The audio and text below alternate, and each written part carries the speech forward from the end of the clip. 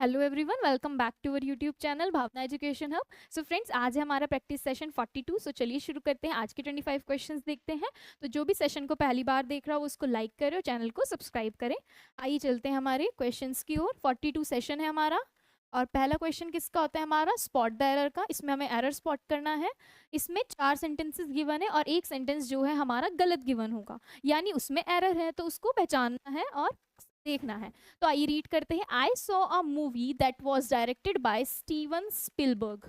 Next, she is the only person who भी सही लगा रखा है, who can solve this difficult math problem. Next, he is an lawyer. So I think आपको दिख चुका होगा। He is an lawyer who works for a prestigious law firm. The great wall of China is a popular tourist attraction. तो देखो, mainly कहाँ होती है mistakes? Articles में, सेंटेंस के हमारे हु विच कैन में, या फिर हमारा जो इज एम आर है वहां पर हो सकती है, टेंस में हो सकती है। देखो, great wall of China is लगा रखना। I saw movie directed by, tense सही है। She is the only person. यहाँ देखो क्या है, एन लॉयर। तो लॉयर क्या है? लॉयर के साथ इन्होंने एन लगा रखा है। लॉयर के साथ आना चाहिए हमारा ए आना चाहिए, क्योंकि एल क्या है? कॉन्सोनेंट, और कॉन्सोनेंट के साथ आर्टिकल अ लगता है, ना कि एन। ठीक है, तो इस पार्ट में हो गया एरर। देखते उड़ाने वाला क्वेश्चन था, फिर भी बताया। इसके बाद 4 divided by 2 is coming out to be 2। यानी अगर हम 4 को 2 से डिवाइड करेंगे तो 2 आएगा, ये तो हमें पता है। अच्छा, तो ये क्या है? ये एक यूनिवर्सल ट्रूथ है, ये एक फैक्ट हो गया। और फैक्ट की चीजें किस में बताई जाती है? हमारे सिंपल प्रेजेंट टेंस में। लेकिन बताई किस में गई है? हमारे प्रेजेंट कॉन्टिन्यूअस में, तो गलत हो गया। 4 डिवाइडेड बाई 2 कम्स आउट, क्या आना चाहिए यहाँ पर? Comes out, comes out to be 2। तो किस पार्ट में हो गया एरर? देखो, इसमें बच्चा गलती करता है, इसमें हम लोग गलती करते हैं। मैं हो गए, आप हो गए, जल्दी के चक्कर में कि भाई आगे देखेंगे, तो जल्दी में गलती कर देते हैं। देखो किस पार्ट में एरर है? बी। अब बी किस पार्ट में लिखा हुआ है? ये बी पार्ट देखना है हमको, ना कि बी ऑप्शन। बी पार्ट हमारा सी में है, तो यहाँ पर हमारी मिस्टेक हो जाती है। देखो, क्वेश्चन बिल्कुल इजी है, आप एकदम कर लोगे, लेकिन क्या है, इसमें कई बच्चे गलती करेंगे बी या सी के उसमें, तो सी ऑप्शन। नेक्स्ट चलते हैं, हमारा सेंटेंस इंप्रूवमेंट एमटीएस में पूछा गया है। If I hand her a flower and say give it to mamma, she take it to her mother. मैं उसको एक फ्लावर देती हूँ, बोलती हूँ अपनी मम्मा को दो, she take it. Take it का सेंटेंस इंप्रूवमेंट करना है। तो नॉर्मल टेंस की बात चल रही है, यहाँ पर सिंपल प्रेजेंट टेंस की बात चल रही है। और एक बात बताओ, जब हम शी यूज करते हैं तो शी क्या है? एक सिंगुलर सब्जेक्ट है, और सिंगुलर सब्जेक्ट के साथ हमारा वर्ब में क्या लगता है? एस और ई एस लगता है। तो यहाँ पर टेक्स में क्या, टेक में क्या आना चाहिए? टेक्स आना चाहिए। तो किस, कौन सा वाला सही हो गया? Takes it. She takes it to her mother. Next आ गया हमारा सेंटेंस इंप्रूवमेंट फोर्थ। तो देखो, the new chairman of the company announced attracted bonus for the employees on the occasion of the new year. तो chairman ने, जो नया chairman था, उसने कंपनी के एम्प्लॉयज के लिए अट्रैक्टेड बोनस एम्प्लॉयज के लिए अनाउंस किया। तो देखो, बोनस क्या है यहाँ पर? बोनस नाउन है, और नाउन को क्वालिफाई कौन करता है? एडजेक्टिव करता है। तो अट्रैक्टेड नहीं, अट्रैक्टिव आना चाहिए। क्या आना चाहिए? अट्रैक्टिव। अब देखो कहाँ है अट्रैक्टिव? अनाउंस ने अट्रैक्टिव, अट्रैक्टिंग नहीं आएगा, अट्रैक्टेड नहीं आएगा, एन अट्रैक्टिव आएगा बोनस को क्वालिफाई करने के लिए, और इसके साथ एन लगेगा, तो बी ऑप्शन सही हो गया। इसके बाद आ गया मेरा फिफ्थ। फिफ्थ देखते हैं। फिफ्थ क्या है मेरा? नरेशन है, सीएचएसएल में पूछा गया है।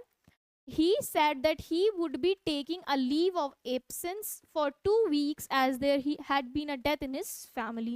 तो देखो, ये किसमें है? हमारा स्पीच की बात चल रही है, डायरेक्ट इनडायरेक्ट में। इनडायरेक्ट स्पीच में है, तो देखो वुड बी है, और वुड बी किससे चेंज होकर बनता है? विल बी से। तो जहां विल बी है वो देख लो, वुड बी नहीं आएगा, आई एम गोइंग नहीं आएगा, देखो विल बी, विल बी। अब देखो, I will be taking a leave of absent for 2 week, यहाँ पर वीक है, यहाँ पे वीक्स चल रहा है, ये वैसे ही गलत हो गया। डी ऑप्शन देख लो, हैज बीन। यहाँ पर देखो एक और टेंस यूज करा गया, हैड बीन, और यहाँ हैज बीन। तो जब हैज बीन से हम इनडायरेक्ट स्पीच में जाते हैं तो हैड बीन हो जाता है। तो डी ऑप्शन हमारा सही हो गया। ऐसे ही आपको एलिमिनेट करना है, एकदम से करना है। नेक्स्ट क्वेश्चन ट्राई कीजिए, 1 मिनट।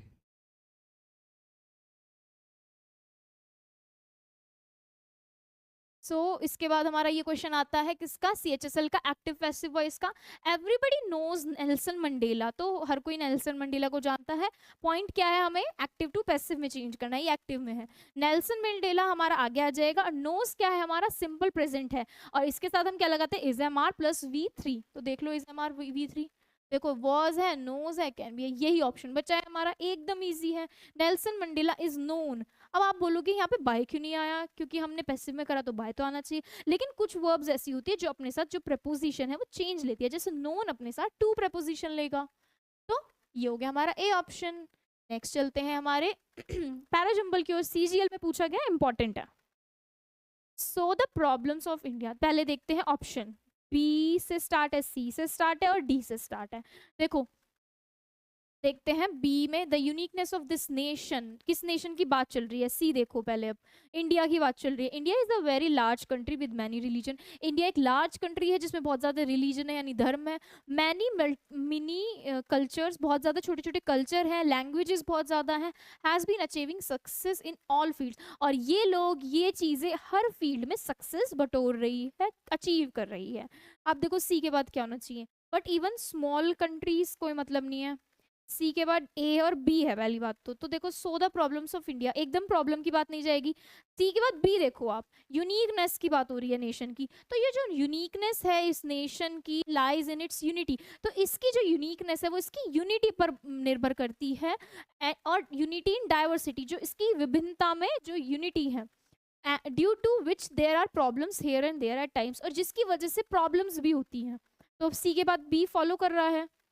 उसके बाद देखो, बट इवन स्मॉल कंट्रीज, छोटी छोटी countries with monolithic societies have more problem than this second largest country, यानी छोटी छोटी कंट्रीज में भी प्रॉब्लम्स होती हैं, ठीक है। उसके बाद ए देखो, so the problems of India, जो प्रॉब्लम इंडिया की है should not be viewed as the failure of this great nation, तो इसकी जो छोटी छोटी प्रॉब्लम्स है इसके फेलियर के लिए, इस ग्रेट नेशन के फेलियर के लिए नहीं देखी जानी चाहिए या नहीं सोची जानी चाहिए, तो हमारा सी के बाद बी फॉलो कर रहा है, फिर डी और A, C B D A. Next चलते हैं हमारा सेकंड पैराजंबल पे, देखो ये बहुत इंटरेस्टिंग है, ठीक है। अब इसमें देखना है हमें क्या करना है देखो पहला, देखो हमारे ऑप्शन कहाँ से स्टार्ट है, ए बी सी और बी से, ठीक है, यहाँ से तो स्टार्ट है। अब देखो यहाँ पे कुछ चीजें दे रखी है, सेकेंड ग्रुप, थर्डली, फर्स्टली, यानी ऑर्डर की बात आ गई, तो देखो ये इतना सिंपल है, ये एकदम बन जाएगा, कोई बात फर्स्ट चल रही है, फिर सेकंड चल रही है और फिर थर्ड चल रही है, यानी ये तो पैटर्न अपने आप बता रही है, ए डी सी, तो ए डी सी तो हमारा साथ में होगा ही होगा। अब देख लो ए डी सी कहाँ है, ए डी सी यहाँ नहीं है, ए डी सी यहाँ नहीं है, ये रहा, तो देखो एक ही ऑप्शन है। अब इस बी ऑप्शन को उठाओ, ओवर द ईयर्स, ईयर्स की बात चल रही है, I have come to distinguish three type of medical practitioners in African societies and to classify the to which each uses medical plants, यानी कि मैं बहुत टाइम से मतलब तीन उसमें डिस्टिंग्विश मतलब वो कर रहा था, अलग अलग कर रहा था अफ्रीकन सोसाइटीज़ के मेडिकल प्रैक्टिशनर्स पे, और उनको क्या कर रहा था, जो वो जो मेडिकल यूज़ करते हैं, to which each uses medical plants, और वो मेडिकल प्लांट्स यूज़ करते हैं। अब पहले की बात हर्बलिस्ट हो गया, दूसरे की बात चल रही है ग्रुप में कुछ बता रहा है डिवाइन हीलर्स हो गया, तीसरे की बात चल रही है the doctor, the practitioner who is credited with the ability to intercept the evil deeds of a witch। तो मतलब पूरा भी पढ़ने की जरूरत नहीं लग रही है मुझे, तो देखो बी है, बी से स्टार्टिंग अच्छी जा रही है, उसके बाद फर्स्ट सेकंड थर्ड अपने आप बता रहा है, तो ये अपने आप में एक अच्छा हमें क्या दे रहा है, मौका दे रहा है कि अपने 2 नंबर बनाओ, ठीक है, तो ये ऑप्शन हो गया हमारा सही। इसके बाद आता है हमारा fill in the blanks, she suffered an emotional dash after the death of her husband in an road accident, तो देखो 4 स्पेलिंग लिखी है मैंने, फिलअप में पहले भी पढ़ाया है, फिलअप में स्पेलिंग भी काफ़ी बार आ जाती है, तो यहाँ पर क्या है, टर्बुलेंस, टर्बुलेंस की स्पेलिंग TURBULENC, टर्बुलेंस, देखो एस आ रहा है गलत, ओ आ रहा है गलत, ये भी गलत, चौथा सही है, तो टर्बुलेंस की स्पेलिंग हो गई मेरी TURBULENCE। नेक्स्ट चलते हैं हमारे एक और फिलअप पे, the dash of new legislation has sparked a heated debate among lawmakers, तो जो न्यू लेजिस्लेशन जो इफेक्ट मतलब जो न्यू लेजिस्लेशन बना है उसका क्या इफेक्ट और अफेक्ट, इफेक्ट, तो जो उसका इफेक्ट है, उसका प्रभाव है, वो क्या कर दिया है, लॉ मेकर्स के बीच में हीटेड कर दिया, डिबेट का कारण बन चुका है, हीटेड डिबेट वो भी। इसके बाद आता है हमारा वन वर्ड सब्स्टिट्यूशन, हमने पढ़ाया हुआ, इसके लिए एक सेपरेट वीडियोस भी डाल रखी है आपके लिए। Killing of a king, king की किलिंग को क्या कहेंगे, killing of a king regicide होता है, regicide is the killing of king. Next देखिए, फ्रेटरीसाइड होती है ब्रदर की किलिंग, अपने भाई की हत्या, सॉरोरीसाइड होती है सिस्टर की हत्या, और पैट्रीसाइड होती है हमारी अपने फादर की हत्या। तो रेजिसाइड सही ऑप्शन लग जाएगा। Next, a person living in solitude like a sent for religious practices. ठीक है, तो जो एक व्यक्ति जो रिलीजियस प्रैक्टिसेस छोड़कर एक अलग से रहता है, मतलब रिलीजियस प्रैक्टिस करता है, छोड़ देता है, अलग से रहता है। तो पहला ऑप्शन क्या है, लिविंग इन सॉलिट्यूड। सॉलिट्यूड मतलब अकेले रहना, लाइक अ सेंट। सेंट मतलब सेंट मतलब ज्ञानी बाबा टाइप नहीं होते क्या, वो जो अलग से हिमालय पे जाकर कहते हैं रहते हैं, हिंदी में मुझे याद नहीं आ रहा है।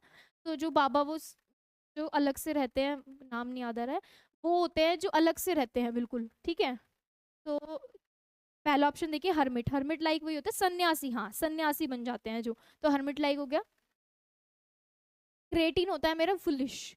हियर होता है मेरा वारिस, जो किसी प्रॉपर्टी का वारिस होता है। और हेरेटिक होता है अपोस्टेट, यानी अपना धर्म त्यागना। इसके बाद चलते हैं 13 की और इडियम्स। बाइट योर टंग, अपनी टंग को बाइट करो। तो यानी कि जो तुम बोलने वाले हो वो रुक जाओ, मत बोलो, बाइट योर टंग। तो यानी कि ऑप्शंस देखते हैं। To avoid saying something, to have something explored, to scold someone verbally, to drink very heavily.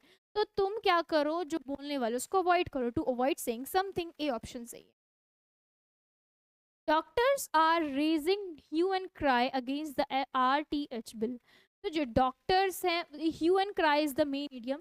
Doctors are raising high hue and cry against the RTH bill. तो normal अगर hue and cry का मतलब भी नहीं पता तो एक बार देखो, RTH बिल आया है, RTH बिल आया है और जो कि उसके खिलाफ वो कुछ कर रहे हैं, are raising dash against the RTH bill. तो RTH बिल के खिलाफ कुछ कर रहे हैं डॉक्टर्स, अबेंडन, पोस्टपोन कर रहे हैं, इंक्वायरी कर रहे हैं, प्रोटेस्ट कर रहे हैं।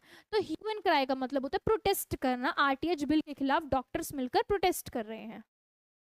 नेक्स्ट चलते हैं, हमारा सिनोनिम आ गया लैकोनिक। लैकोनिक इंपॉर्टेंट वर्ड है, लैकोनिक हमने पढ़ा हुआ है। लैकोनिक का मतलब होता है यूजिंग वेरी फ्यू वर्ड्स, कुछ शब्दों का यूज करना, ब्रीफ, कंसाइज। ठीक है, टर्स। तो ऑप्शन देखिए, रीजनेबल कोई भी चीज जिसमें लॉजिक होगा, रीजनिंग होगी, रीजनेबल चीज। फैंसीफुल होती है जो चीज अनरियलिस्टिक होती है। साइज मतलब कम शब्दों का यूज करना।